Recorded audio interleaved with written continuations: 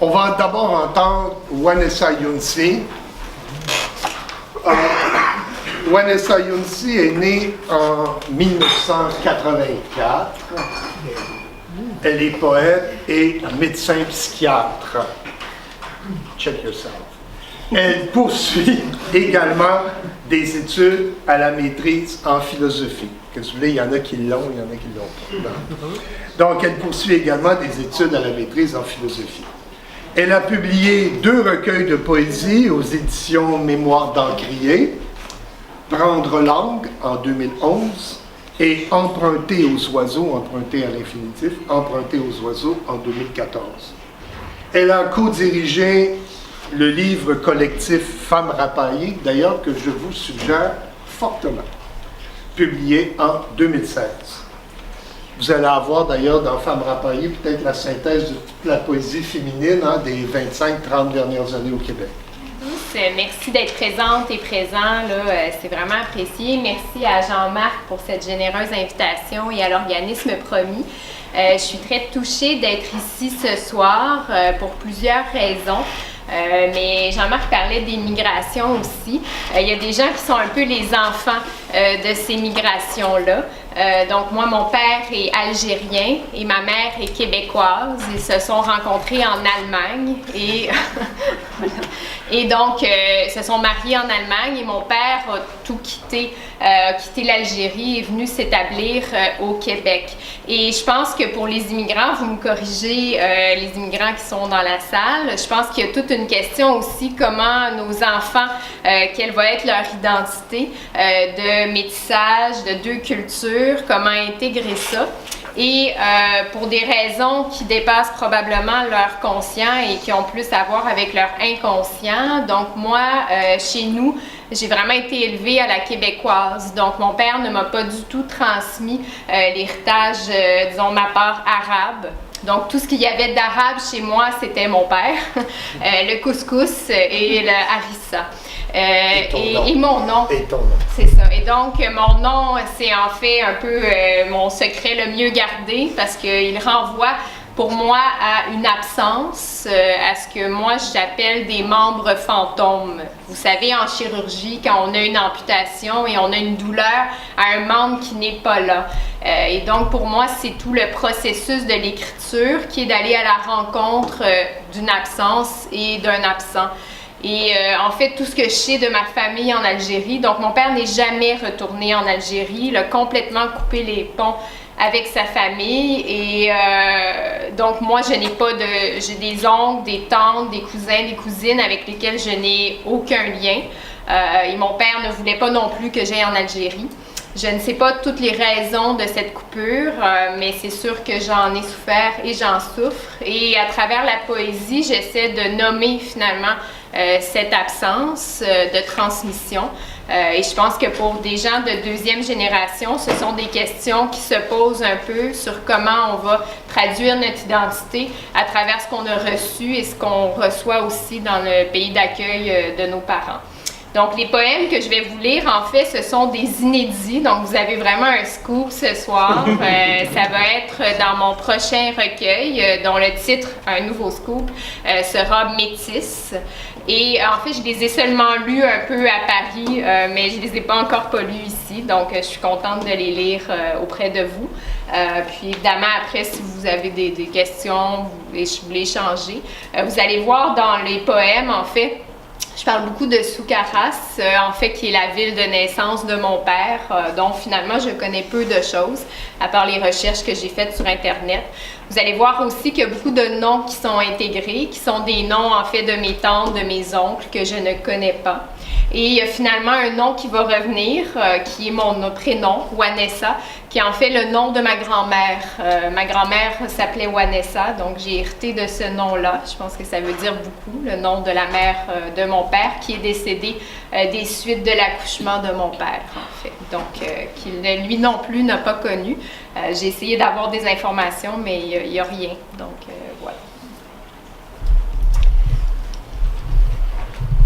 À ma naissance, des fantômes sortirent de ma tête avec des mains tachées de bruit. Susurraient « Soukaras, Soukaras », sans protéger du lion. À Montréal, la neige fondait comme du lait sur la ville et je n'étais pas tranquille. Je refusais la tétée, je voulais morphine, trauma, moitié de mensonge.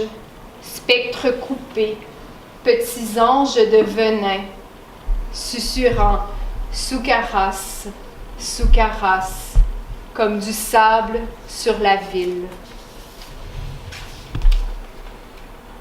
À 10 ans, un oiseau sans bec me creva les yeux. Je trouvais des questions à mes réponses.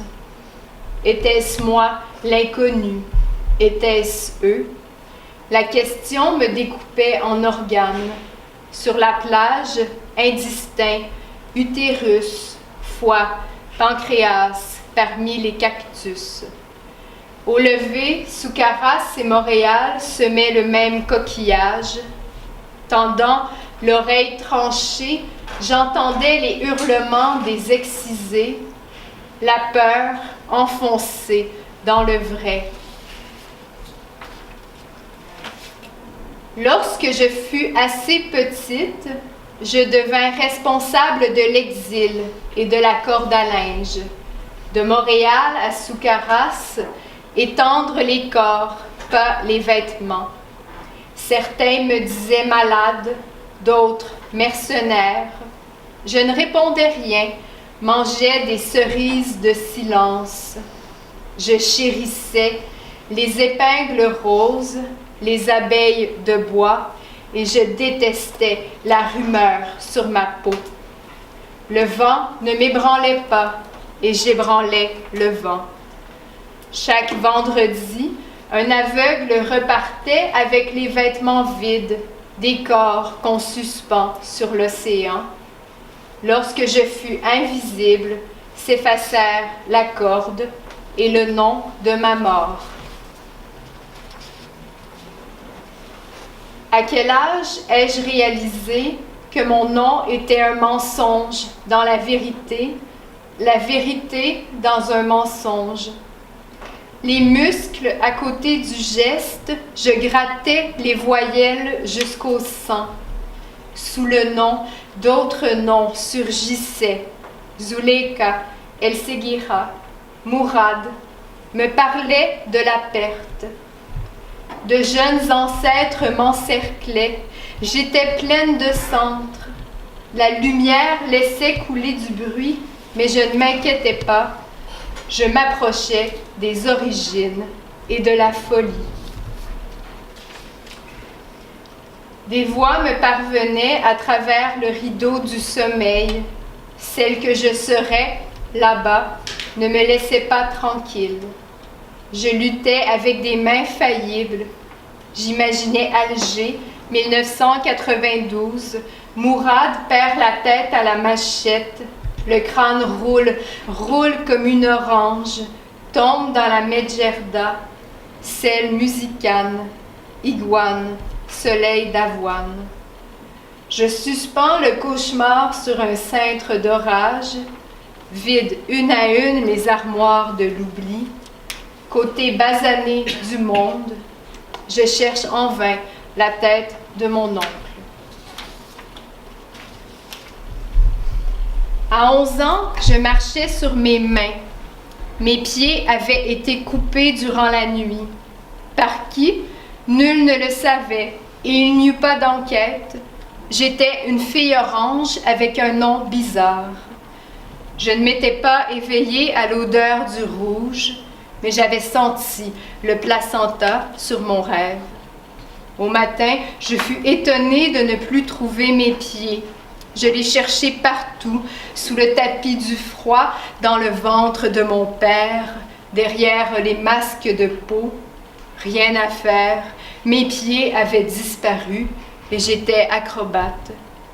La rumeur disait que mes pieds étaient à Alger et l'interdit de mon père, une vis dans ma tête, surtout ne pas y aller, ne pas y aller.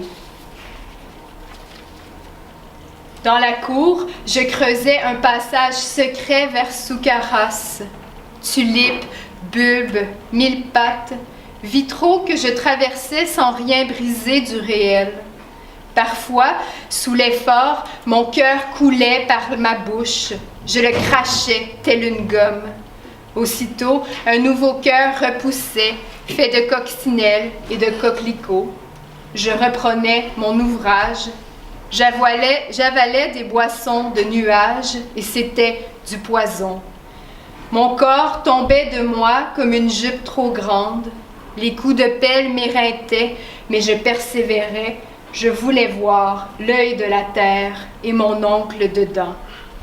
Mes parents s'inquiétaient de mon état, me nourrissaient de sangsues, de sermons. Je forais, comme si mon avenir en dépendait, et mon avenir en dépendait. Trou dans la terre, trou dans la page, il me fallait une vie, une seule.